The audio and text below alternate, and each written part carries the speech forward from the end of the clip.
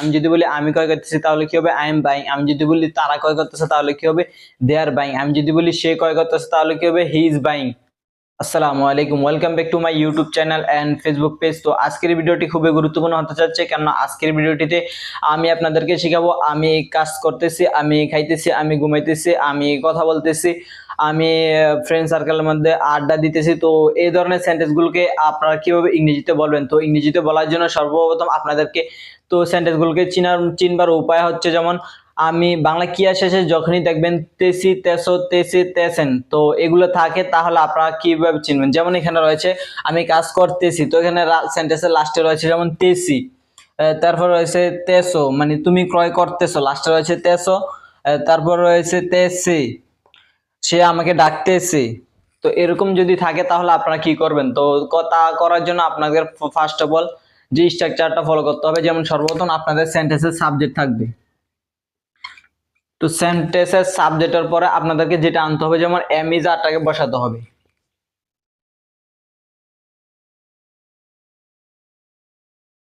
M is আর এর পরে আপনারা ভার্ব ওয়ানের সাথে আইএনজি যোগ করবেন।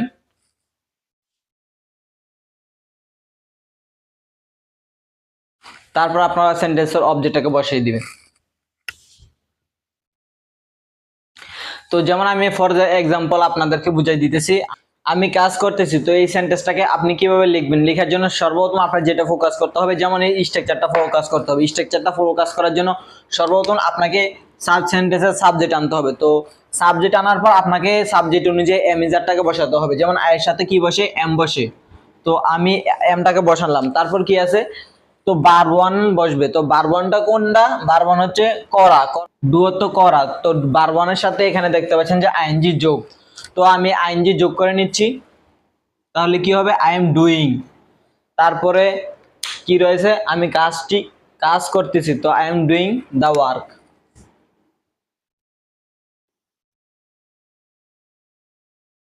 তো আমি যদি বলি যে এখানে আমি কাজ না করে বলি যে তুমি কাজ করতেছো, তাহলে কি হবে you are doing the work. আমি যদি বলি সে কাজ করতেছে তাহলে কি হবে he is doing the work. আমি যদি বলি তারা কাজ করতেছে তাহলে কি হবে they R doing the work. আমি যদি বলি আমরা কাজ করতেছি তাহলে কি হবে we are doing the work. তারপর যে সেন্টেন্সটা রয়েছে সে ভাত খাইতেছে, তো সে এর ইংলিশ কি হি।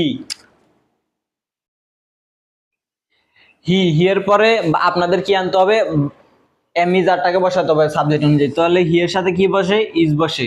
তো আমি যদি হি এর সাথে ইজ বসাই, তারপর কি আছে ভার্ব ওয়ান বসাতে হবে। তো ভার্ব ওয়ান এখানে কি খাওয়া, খাইতেছি, তো খাওয়াটা কি ভার্ব ওয়ান, তো খাইতেছি, তো খাওয়ার ইংলিশ কি ইট।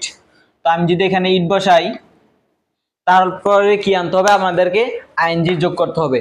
তো আমি যদি এখানে আইএনজি যোগ করে নেই, তারপর আমাদের কি বসাতে হবে সেন্টেন্সের অবজেক্ট বসাতে হবে। তো এখানে অবজেক্ট কি ভাত, ভাতের ইংলিশ কি রাইস, তো আমরা এখানে রাইস বসা নিব।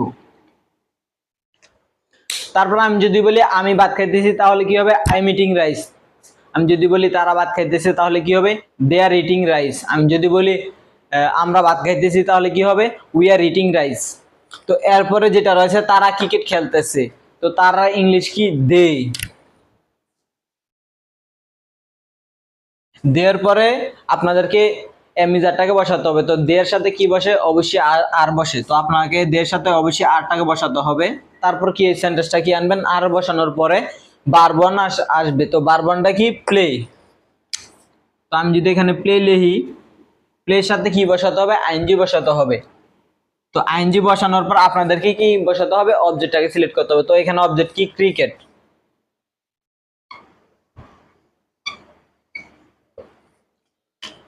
তাহলে সেন্টেন্সটা কি হলো দে আর প্লেইং ক্রিকেট, তারা ক্রিকেট খেলতেছে। আমি যদি বলি আমি ক্রিকেট খেলতেছি তাহলে কি হবে আই এম প্লেইং ক্রিকেট। আমি যদি বলি তুমি ক্রিকেট খেলতেছো তাহলে কি হবে ইউ আর প্লেইং ক্রিকেট। আমি যদি বলি আমরা ক্রিকেট খেলতেছি তাহলে কি হবে উই আর প্লেইং ক্রিকেট।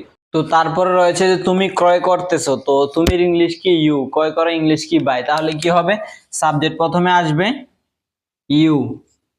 তো ইউ সাবজেক্ট আনার পর আপনাদেরকে ইউর সাথে আর আনতে হবে।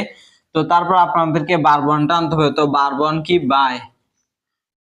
তো বাই আনার পর বায়ের সাথে আইএনজি যোগ করলে সেন্টেন্সটা কমপ্লিট হয়ে যায়। তাহলে কি হয় ইউ আর বাইং। আমি যদি বলি আমি ক্রয় করতেছি তাহলে কি হবে আই এম বাইং। আমি যদি বলি তারা ক্রয় করতেছে তাহলে কি হবে দে আর বাইং। আমি যদি বলি সে ক্রয় করতেছে তাহলে কি হবে হি ইজ বাইং। তো এরপর যে সেন্টেন্সটা রয়েছে আমি গরু বিক্রি করতেছি, তাহলে কি হবে এটা? আমির ইংলিশ কি? আইস। তো সর্বপ্রথম আপনারা সাবজেক্ট বসাবেন, সাবজেক্টটাকে যদি আই বসান তারপর কি বসাতে হবে? আপনাদেরকে সাবজেক্ট অনুযায়ী এমটা মিজারটাকে বসাতে হবে। যেমন আয়ের সাথে কি বসে? এম বসে। তো তারপর কি বসাতে হবে? বারবনটাকে বসাতে হবে। তো এখানে বারবন কোনটা? তো বিক্রি করা। তো বিক্রি করা ইংলিশ কি? সেল। তো আপনারা এখানে সেল লিখবেন। তো সেল লেখার পর আপনাদেরকে অবশ্যই আইএনজি যোগ করতে হবে, কারণ এখানে রয়েছে যেমন বারবনের সাথে আইএনজি যোগ। তো আইএনজি যোগ করার পর আপনার এই সেন্টেন্সের অবজেক্ট লিখবেন। তো অবজেক্ট কি? গরু। গরুটা কি? কাউ। তাহলে ফুল সেন্টেন্সটা কি হইতেছে? তো আই এম সেলিং কাউ, আমি গরু বিক্রি করতেছি। তারপর আমি যদি বলি তুমি গরু বিক্রি করতেছো, তাহলে কি হবে? You are selling cow. তারপর যে সেন্টেন্সটা রয়েছে তো সেটা হচ্ছে যেমন তুমি এটা জানতেছো, তাহলে তুমির ইংলিশ কি? ইউ। তো প্রথম যদি আমি সাবজেক্টটাকে ইউ নেই তাহলে কি হবে? ইউ। ইউর সাথে কি বসবে? আর বসবে। তো আমি যদি আর সাবজেক্ট অনুযায়ী নেই, তারপর কি আছে? তারপর আপনাদেরকে বারবনটা আনতে হবে। তো বারবনটা কি? নো। নো তো কি? জানা। তাহলে আমি যদি নোটা বসাই, তো নো এর সাথে আইএনজি যোগ করতে হবে। যেমন এখানে আমি আইএনজি যোগ করে নিলাম। তো তারপর কি বসাতে হবে? অবজেক্টটাকে বসাতে হবে। তাহলে কি অবজেক্টটা কি আছে? ইট।